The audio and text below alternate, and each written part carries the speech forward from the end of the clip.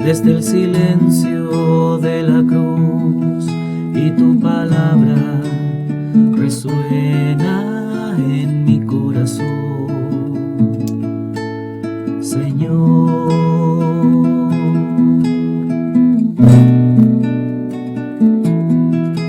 También ustedes se irán, también me abandonarán. ¿A quién iremos, Señor, si solo tú tienes palabras de vida eterna? Palabras de vida eterna.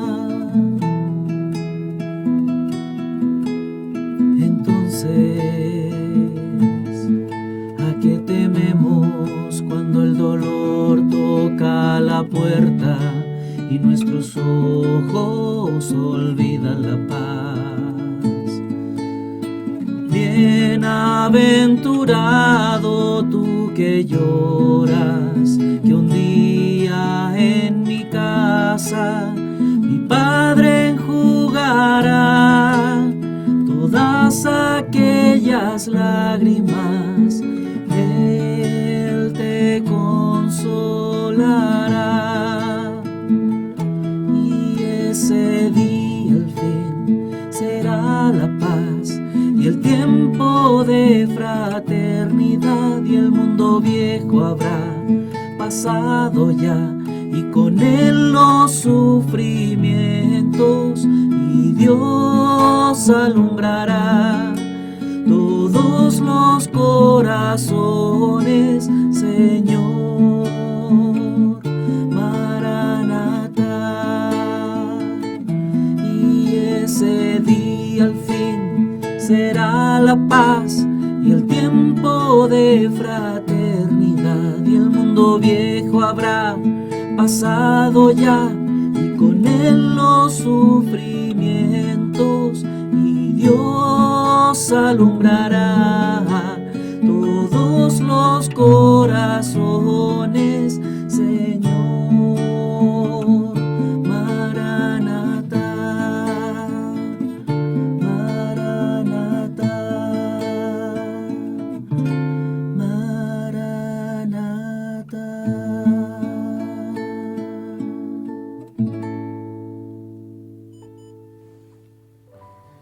Quiero saludar a todos los que nos escuchan por Radio María Reina. Hemos llegado a este Viernes Santo y quisiera invitarlos a reflexionar, especialmente pensando en este tiempo de pandemia y los contextos anteriores. ¿En qué contexto celebramos Viernes Santo?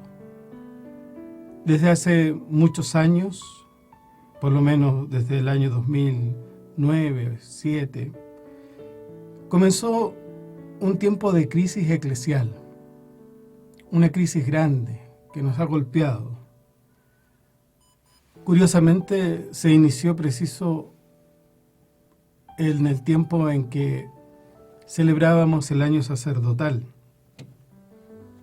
Y en ese año también comenzó el tiempo de la crisis eclesial a través de las denuncias de abusos por parte de sacerdotes a muchos fieles, mucho tiempo, muy antiguo. Pero es una crisis que remeció no solo a Chile, sino al mundo entero. Pero es una crisis que tuvo muchos años, y por lo menos 9, 10 años, hasta el año 2018, en que yo diría esta crisis tuvo su punto más álgido, más fuerte, cuando el Papa visita Chile, y a propósito también del caso del obispo de Osorno de aquel momento.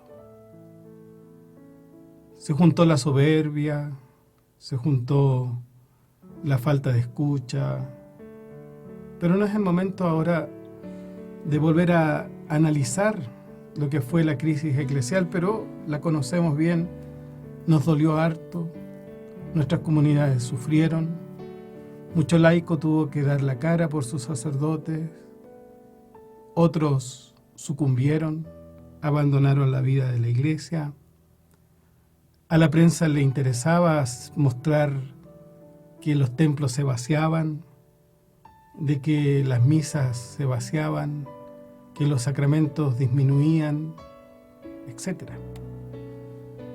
Una profunda crisis eclesial que se agravó después que el Papa llamara a todos los obispos chilenos y estos pusieran sus cargos a disposición. Todavía no salíamos de esta crisis y vino el 18 de octubre del 2019 el reventón de una crisis social que marcó no solo a nuestro país. Fuimos testigos también de cómo en Latinoamérica muchos países también entraron en crisis social, en revueltas, en graves dramas, poniendo en el tapete una diferencia social tremenda, un tiempo de abuso también en esa línea, donde la diferencia entre ricos y pobres era abismante. Yo creo que muchas cosas recién se empezaron a transparentar en nuestra patria y a descubrir cuánto daño por generaciones, más de 30 años, de soportar desigualdades, de vivir desigualdades, y empezó el tiempo de la violencia, el tiempo de los desórdenes, el tiempo donde las ciudades quedaron como si fuesen bombardeadas. No solo la capital nacional, sino las capitales regionales, todas las ciudades. Nosotros también teníamos nuestra propia Plaza de la Dignidad, donde la más maltratada fue nuestra catedral. Y tuvimos que dar gracias a Dios de que no fue destruida, como otros templos en el país. Una grave crisis social que no alcanzó a terminarse, que no alcanzó a resolverse, y que, muy por el contrario, pasado el tiempo o los puntos álgidos del fin del año 2019, nos encuentran nuevamente en un 2020 donde las cosas no estaban solucionadas, los problemas fueron postergados, pero no resueltos, y todo el mundo sintió que una nueva constitución era la gran solución, sin pensar en todo lo que esto significa, o sin tener claridad en cómo se iba a resolver. Estábamos en esto cuando nos golpea la tercera crisis de tipo de salud, una crisis de pandemia, donde también la vulnerabilidad de los pueblos y de los más pobres otra vez quedan en evidencia. Pero aquí lo que no logró las crisis sociales, lo logró la pandemia, paralizar países enteros, poner a la gente en sus casas, a verse las caras, a redescubrir familias, a redescubrirnos como personas, a volver a ponderar cuáles son los valores en los que nosotros vivimos, cuáles son las relaciones que hemos cultivado y cuáles se nos han enfriado. Vivir Viernes Santo en el contexto de estas crisis nos ayudan a descubrir que también ellas nos han llevado, nos han empujado a sentir primero una gran pérdida de confianza. La pérdida de confianza en las instituciones, la pérdida de confianza en las personas, que es lo más grave.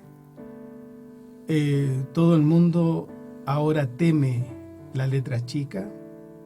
Cualquier anuncio presidencial, la gente termina esperando los reglamentos, porque muchas veces en los reglamentos toda la ley cambia, todas las expectativas se esfuman y lamentablemente quedamos de nuevo a merced del poder. Hay una gran pérdida de confianza. Un gran sentido de soledad. Yo creo que ese es un segundo sentimiento que se ha ido apoderando cada vez más de nuestra sociedad. Por eso que es tan llenador de vida, tan ilusionante cuando uno mira gestos de aquellas ciudades que tienen edificios y balcones, cuando se producen aplausos al personal de la salud desde los balcones, cuando se ven cantantes de ópera dando conciertos a sus vecinos, cuando se ven cantantes de rock animando a sus vecinos. Son gestos donde la soledad comienza a vencerse, comienza a romperse y nos empezamos a llenar de ilusiones. Pero también son tiempos de angustia de tanto adulto mayor, de tanto adulto que hoy se han descubierto más solos que nunca. Ya no pueden salir a llenar sus espacios de soledad porque están confinados y han vivido sus casas como si fuesen una pequeña prisión. Qué terrible sentir la angustia de aquellos que no tienen una salud poderosa, de aquellos que no tienen los medios para apelar en estos momentos de tanta dificultad de salud. Nos hemos llenado de temor por el mañana, de temor por el cómo. La gran pregunta de todos estos días: ¿y cuánto va a durar? ¿Cuánto tiempo estaremos así? Si miramos estos sentimientos, y podríamos encontrar muchos otros: pérdida de confianza, soledad, angustia, temor, son los sentimientos que Jesús vivió plenamente en Getsemaní. Ciertamente Jesús ya había perdido la confianza de sus contemporáneos. Llega incluso a preguntarle, como habíamos escuchado en la canción: ¿ustedes también me abandonarán? Ya no confía en esos apóstoles que les pide que vigilen y los encuentra dormidos. El Señor también llega un momento en que siente el abandono total, una gran soledad. Getsemaní es un momento de intensa soledad, una soledad que solo puede ser llenada por una oración que clama al cielo, clama al Padre y que reposa en el corazón del Padre. Jesús siente soledad y abandono, siente angustia. Los textos nos hablan de ese sudor de sangre que manifiestan plenamente la angustia. También siente el temor de lo que sucederá con sus apóstoles, de lo que sucederá con su iglesia. Son sentimientos que Jesús tiene y que hacen especial conjunción de sentimientos en Getsemaní. Pero Jesús, ante ese dolor, esa angustia, ese temor, esa pérdida de confianza, lo único que tiende a decir: ha llegado la hora. Ha llegado la hora. Y el Viernes Santo es precisamente el viernes en que nosotros contemplamos la sucesión de hechos que nos manifiestan que ha llegado la hora. Jesús se abandona en el Padre. Y creo que precisamente de esto se trata el verdadero abandono del creyente. Creo que nosotros también podemos llegar a decir en este Viernes Santo, junto a tanta gente que ha sentido pérdida de confianza, de soledad, de angustia, de temor, Padre, ha llegado la hora.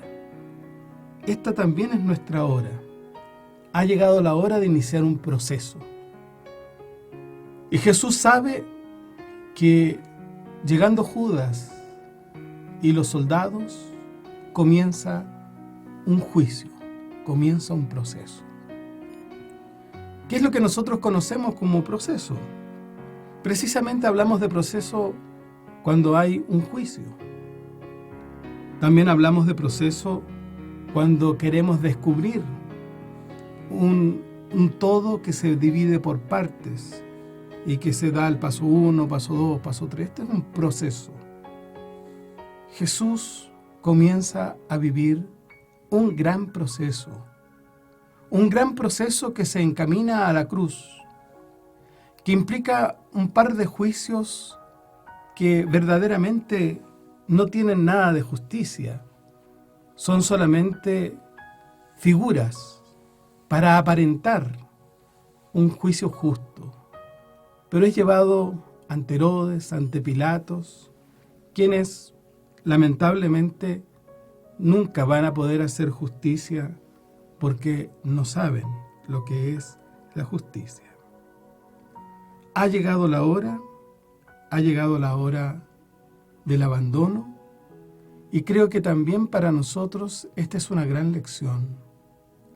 ¿Hasta qué punto yo soy capaz de abandonarme en las manos de Dios?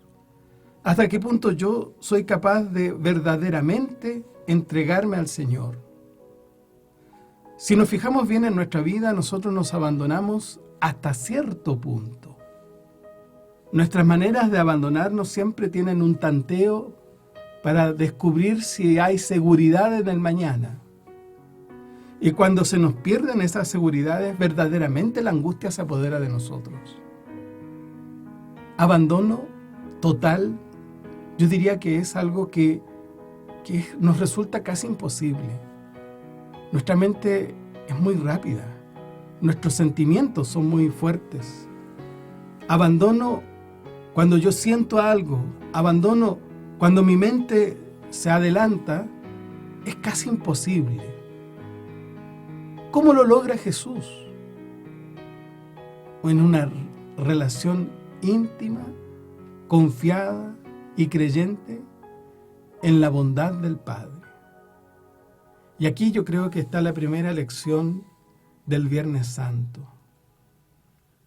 El Viernes Santo se desarrolla ante una mirada amorosa que viene de lo alto, una mirada de Dios que contempla al Hijo, que se va entregando el todo por el todo, una mirada amorosa de un Espíritu Santo que partió un día llevando a Jesús al desierto antes del ministerio y ahora lo encuentra en un huerto, angustiado, pero confiando. Hagamos un momento de oración cantada, hagamos un momento de silencio, de abandono.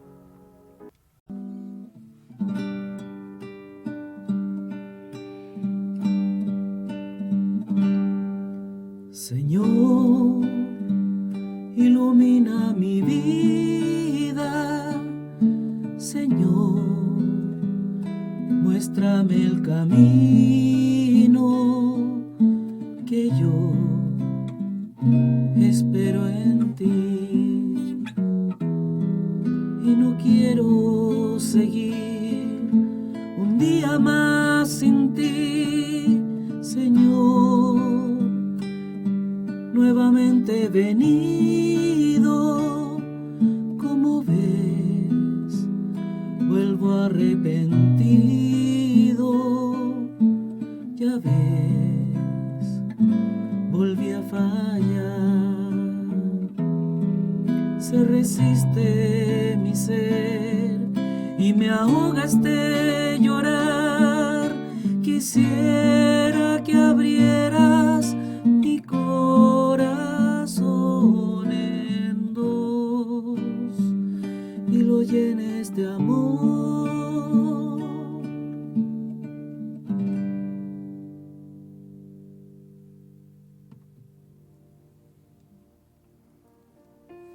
Me gustaría que fuésemos contemplando el Evangelio de la Pasión de nuestro Señor Jesucristo según San Juan. Es el Evangelio del día. Pero San Juan tiene sus propias características que precisamente ahondan en lo que significa para la Iglesia celebrar la pasión del Señor con la seguridad de que la cruz de Cristo no es la victoria de las tinieblas, sino que es la muerte de la muerte. Y esto cambia toda la perspectiva. Esto nos lleva a una mirada absolutamente distinta de lo que tradicionalmente hemos entendido por Viernes Santo. Nosotros culturalmente acentuamos mucho la tragedia del viernes, el Cristo sangrante. San Juan, en el momento en que habla de la hora de Jesús, destaca dos aspectos que son primordiales. Es cierto, la hora de Jesús es fuerte, es cruel, es dolorosa, pero también es el momento de la gloria. Ha llegado el momento de glorificar al Padre. ¿Y cómo se glorifica a través del Evangelio de San Juan? Se subraya en esta narración del Evangelio que Jesús es Rey, porque el Señor conoce y domina toda la situación. Jamás se ve a Jesús sobrepasado por la realidad. Nosotros nos dejamos sobrepasar por nuestras realidades dolorosas. Normalmente nos perdemos ante realidades dolorosas. Lo digo personalmente, se me cambia el genio, me inquieto, se acaba la alegría, se acaba muchas cosas, incluso el diálogo, nos volvemos normalmente más silenciosos, tendemos a aislarnos, nos perdemos. Jesucristo, ante la pasión y la multitud de hechos dolorosos, no se pierde. Él conoce la situación, la domina. Y por decirlo de alguna manera, se señorea. Ahí se muestra su reinado. Se señorea en los acontecimientos que vive. Y el relato de San Juan lo deja siempre muy claro. Es el momento del dolor, pero también es el momento de la gloria.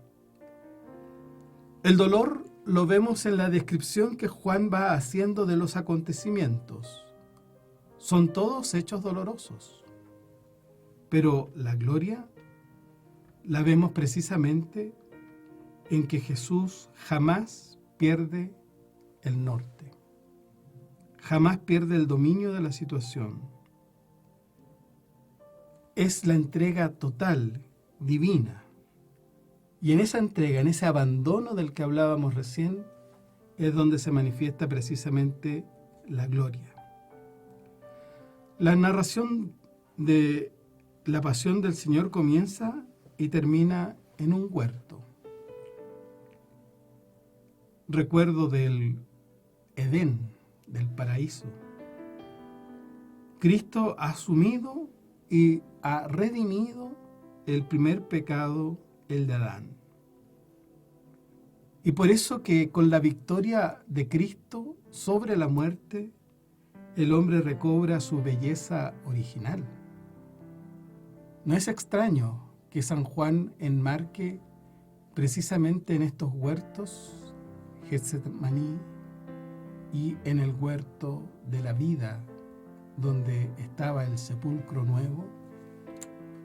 No es extraño que allí enmarque el acontecimiento para el cual el Señor ha venido. Él ha venido para vivir esta hora. Por decirlo de alguna manera, nosotros estamos hechos para vivir crisis. Resulta paradójico. Todos nosotros le hacemos el quite a las crisis. Las crisis que hemos descrito nos duelen, nos molestan, huimos de ellas. Todos quisiéramos pasar rápidamente por las crisis. Cuando estamos en una crisis, la primera pregunta es decir, ¿cuándo termina? ¿Cómo podríamos pensar y sentir que hemos sido creados para vivir la crisis? Hemos sido creados para vencer la muerte. Hemos sido creados para vivir la muerte y vencerla. Hemos sido creados para vivir en crisis y superarlas. Y ahí está el temple. Y ahí está lo que precisamente nos proporciona la fe. Queremos siempre vivir en la belleza original. Nos molesta el pecado, incluso el pecado personal. Por Dios que nos molesta. Nos molesta caernos. Nos molesta sentir la fragilidad. Nos molesta sentir que yo soy bueno para caer en tentación. Nos molesta toda crisis. Pero la narración juánica no se detiene en la agonía de Getsemaní. Subraya insistentemente esa identidad divina que Cristo manifiesta en todo minuto. Soy yo, o yo soy. Cuando llegan los soldados preguntando por el Cristo, su revelación más profunda es decirles también a los soldados, yo soy. Al punto que eso aterra a los guardias. El texto dice que los guardias como que se descomponen, algunos se caen, se vive un pequeño caos dentro del gran caos de la crisis de Getsemaní.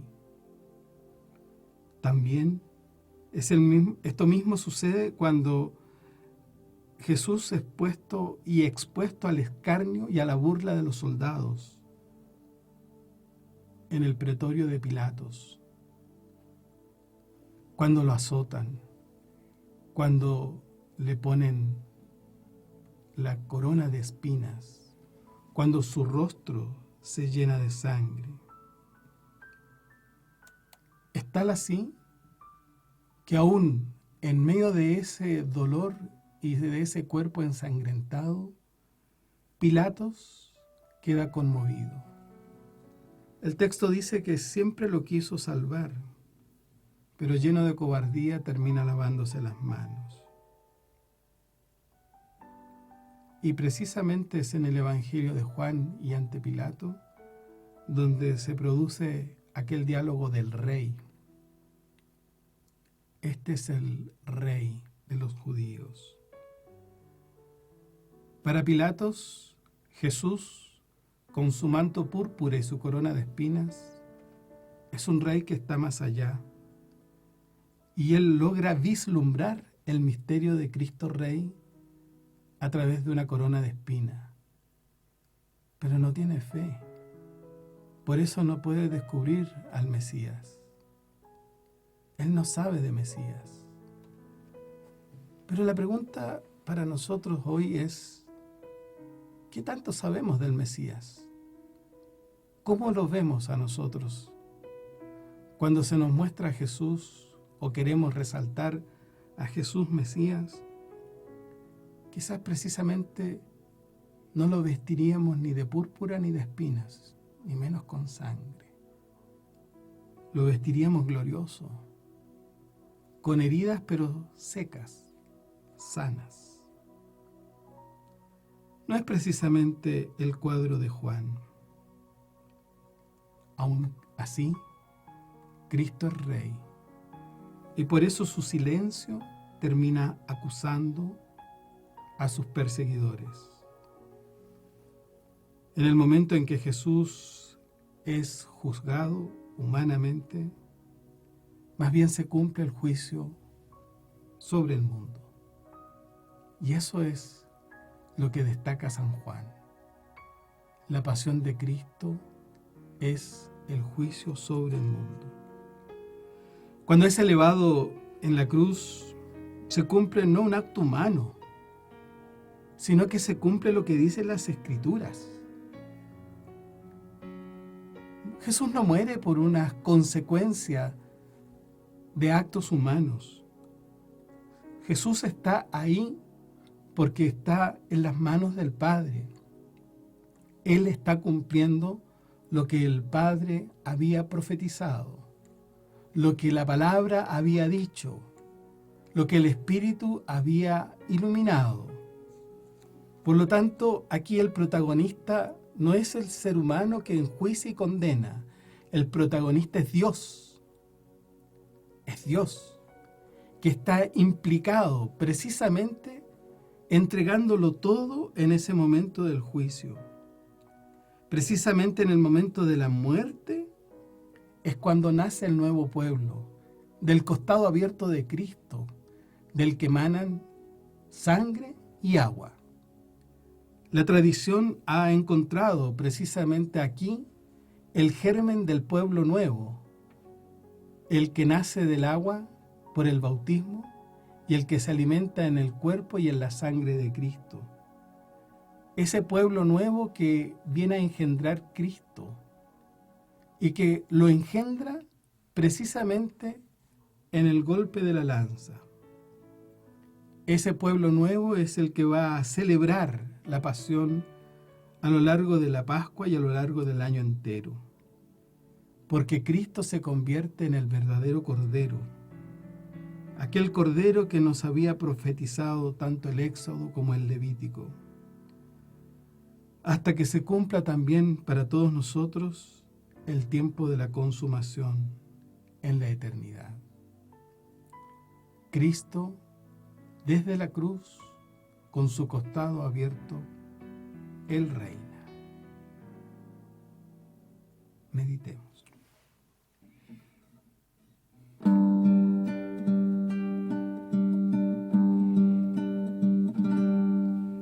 Señor, lléname de esperanza y haz crecer en mí la confianza, sentir que tú estás aquí, tan cerca de mí, y que puedo ser feliz. Quisiera que abrieras mi corazón en dos y lo llenes de amor.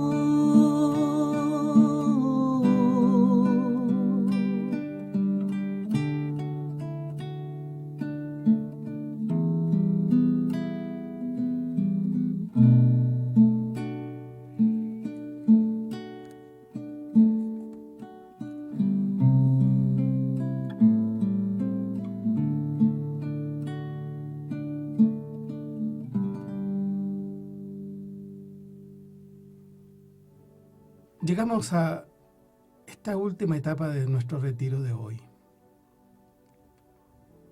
Una etapa donde me gustaría que pudiéramos descubrir el protagonismo del Espíritu Santo, dador de vida, decimos en Pentecostés, el alma de nuestra alma. Es el que se ocupa de la evangelización hoy, el que nos devela los misterios. Decíamos, como el Espíritu Santo había conducido a Jesús al desierto al comienzo de su vida pública, es con la fuerza del Espíritu Santo que Jesús puede vivir su hora, la hora del encuentro definitivo con el amor de Dios. Creemos que es la fuerza del Espíritu Santo la que ayuda a Jesús a mantener la lucha de Getsemaní. Él es el que está ahí animando para que Jesús adhiera a la voluntad del Padre plenamente y llegar así hasta el final de su camino. A pesar de la angustia que le produce sudor de sangre, Jesús puede adherirse plenamente en un abandono completo. Y eso lo hace con la fuerza y la ayuda del Espíritu Santo. Luego, en el Calvario, diríamos que San Juan lo describe casi en soledad. es un lugar de soledad plena. Jesús se ha ido despojando de todo, de todo. En Él solo se elevan 3 cruces y como prolongación de los brazos de la cruz están solo María y Juan, ambos de pie, a pesar de que podrían estar derrumbados interiormente. Pero no olvidemos el señorío que Juan expresa. También lo comparten el discípulo amado y la Santísima Virgen. Ella también está de pie ante el dolor. Una gran escuela de piedad mariana, aprender a estar al pie de la cruz del Hijo. ¿Cuántas madres hoy están de pie ante las cruces de sus hijos, de diversa índole? De un hijo que se separa, de un hijo que sufre, de un hijo cesante, de un hijo que se pierde. En fin, hay tantos dolores que son acompañados por nuestras madres. La llena de gracia está llena de dolor, pero de pie. El apóstol amado, también allí puesto, lleno de dolor, pero de pie, porque todavía le queda a él una gran tarea, la tarea de la iglesia. Él tiene que llevar a su casa a la Madre del Señor. Esa es la tarea de la iglesia. Por eso la iglesia es mariana desde sus raíces. Desde el momento del huerto del Calvario, de la calavera, desde ese momento, la iglesia es y ha sido siempre mariana. En la cruz Jesús da un grito que en Juan tiene reminiscencias de otro encuentro. Tengo sed. Nos acordamos de aquel encuentro de Jesús y la samaritana. También en ese momento Jesús le dijo a esa mujer, tengo sed, dame de beber. Que Jesús tenía sed de la fe de esa samaritana. Y el que verdaderamente daba agua era Él, el agua viva. El agua que nos vino precisamente a regalar del costado abierto de su pecho. La samaritana representa a la humanidad. Este Viernes Santo Jesús nos vuelve a decir, tengo sed de tu fe ante esta crisis o a estas múltiples crisis, incluso ante tus crisis personales, que están más allá de las que hemos descrito, que son tan íntimas, que son tuyas, que quizás nadie más conoce. En medio de esa crisis, el Señor hoy te vuelve a decir, tengo sed de tu fe. En la hora de esta cruz, en la hora de esta muerte, es también la hora de la máxima fecundidad del Espíritu Santo. Deja entrar al Espíritu en tu vida que saciará, sin lugar a dudas, toda la sed que Dios tiene de ti. Cuando el amor llega a su culmen de la inmolación, de su total abajamiento, de su total entrega y abandono, allí es cuando surge esta iglesia nueva y renovada, que quiere ser una iglesia que se ponga verdaderamente al servicio de una humanidad herida, una iglesia que tiene que ser más humilde, una iglesia que no quiere pontificar, que quiere acompañar, una iglesia que a lo mejor prefiere callar, porque es una iglesia que tiene que crecer en la escucha, en la compañía, en el silencio, en las obras de amor y misericordia a las cuales el Señor nos empuja desde el silencio de la cruz. Tengo sed. Si te abres al don del Espíritu, brotará, como dice el texto, brotará como un manantial de agua viva desde tu interior, desde tu corazón. Esa agua viva que el Señor nos viene a regalar va a brotar el día en que tú le abras el corazón a tu Señor. Lo dejes entrar y cenarán juntos, Él contigo y tú con Él, como nos lo dice el libro del Apocalipsis.